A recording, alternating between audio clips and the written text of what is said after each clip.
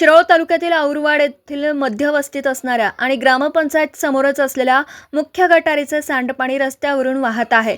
त्यामुळे या मार्गावरून येणाऱ्या जाणाऱ्या नागरिकांना तारेवरची कसरत करावी लागत आहे।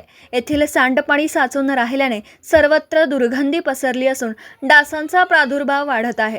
त्यामुळे येथील ग्रामस्थांच्या आरोग्याचा प्रश्न ऐरणीवर आला आहे।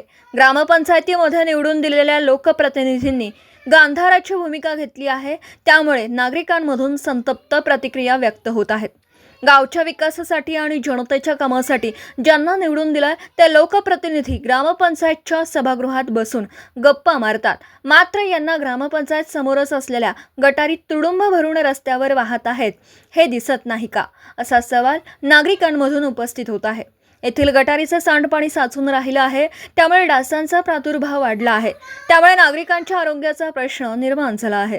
सध्या सर्वत्र डेंग्यू, चिकनगुनिया सदृश्य आजार मोठ्या प्रमाणात उद्भवत आहेत।